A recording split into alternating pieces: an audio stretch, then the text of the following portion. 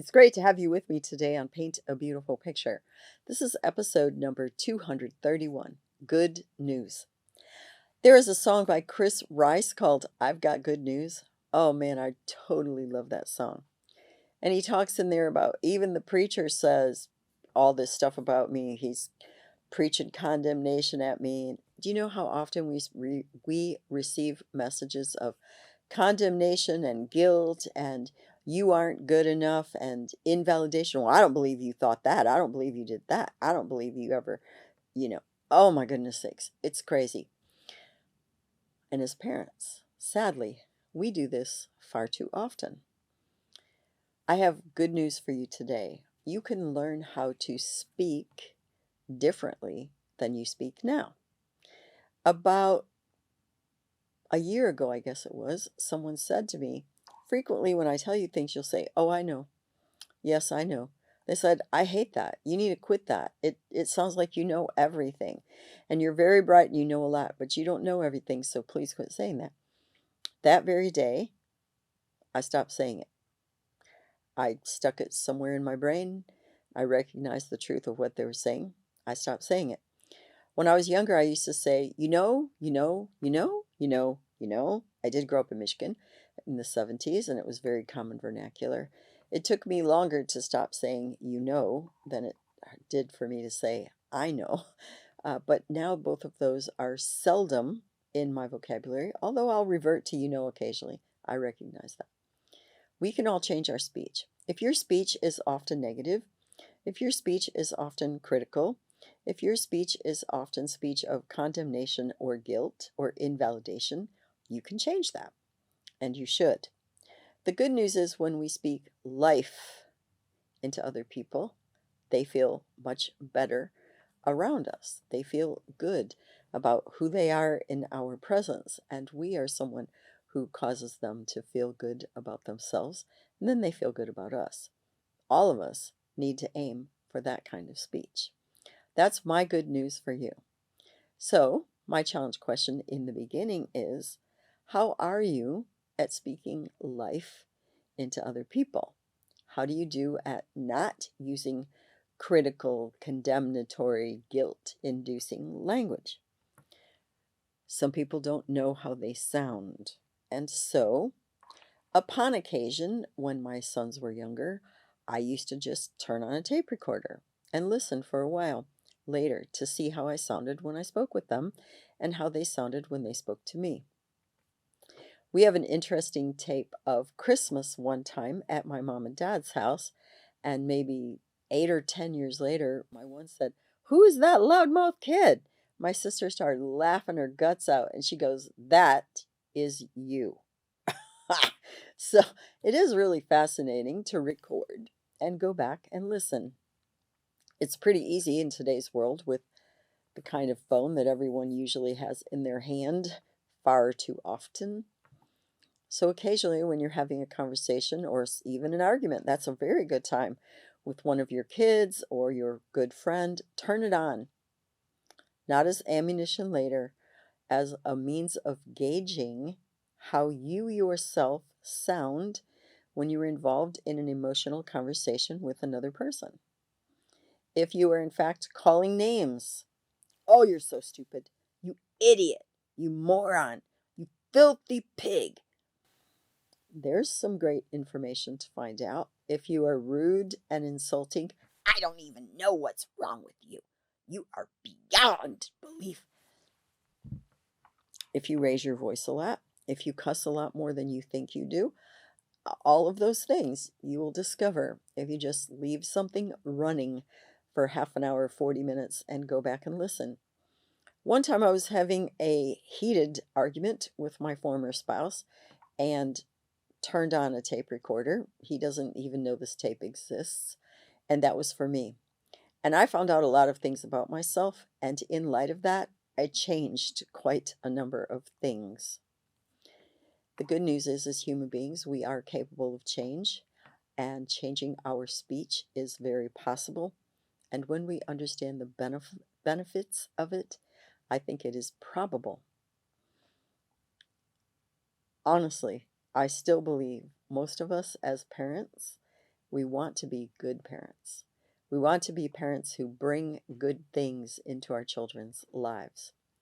And one of the good gifts that we can give our children is to build them up, support them, encourage them, give them a strong sense of what is best and good about themselves.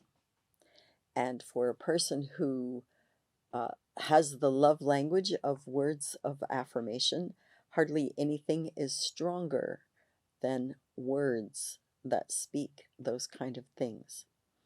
So a few days ago, when I did an episode about an honest assessment, and I encouraged you to speak good things to your children just for a few minutes at the end, I would call this an expansion of that idea.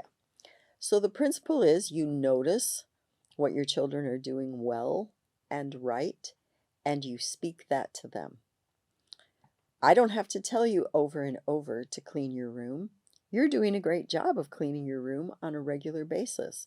You are keeping it neat and organized. You are acting in a very responsible manner. I am so impressed by how responsibly you act. I really mean that.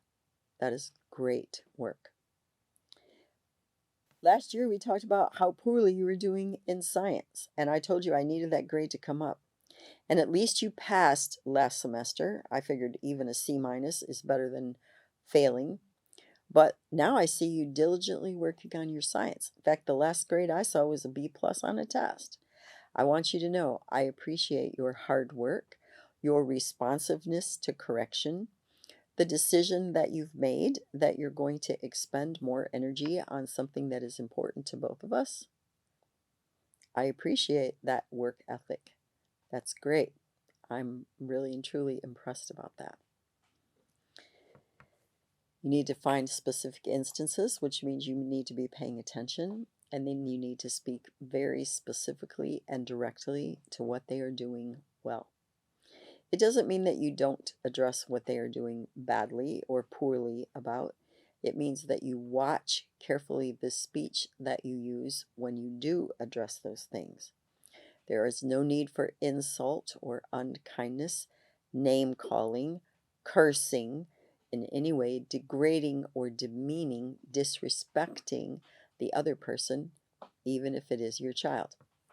Make sure you also practice this with your spouse, your mate, because your children are listening far more often than you think. Especially work on the underlying attitude from which your speech is coming. In other words, if you're really frustrated, own it. I'm really frustrated with you. I've been frustrated with you for quite some time. I would like to have a conversation about this so I can dissipate some of all of this and address the things that are frustrating, and we can move on, and maybe I won't have such a lousy attitude here. That's really and truly my goal. That's all right. If you've got a deep-seated anger about something that you never resolved quite some time ago, and now you feel like it's going to be petty or unkind or even break the familial rules to bring it up, so you haven't. It's a whole lot better to bring it up, get it out into the open, address your anger, address the cause of the anger, find a solution, even if that solution is, I'm sorry, please forgive me, and I forgive you. You extend that forgiveness, and now it's resolved and you can move on. Sometimes before you can address the speech pattern, you have to address the underlying issue.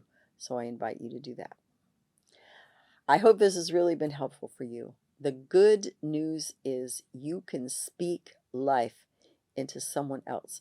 You can definitely say words like, you are a very special person. You are extraordinarily beautiful. You are a wonderful human. I am so proud of you. I am so happy to be your mom. I am so thrilled to be your dad. I'm really glad to be a part of your life. All of those things are important. They do some good.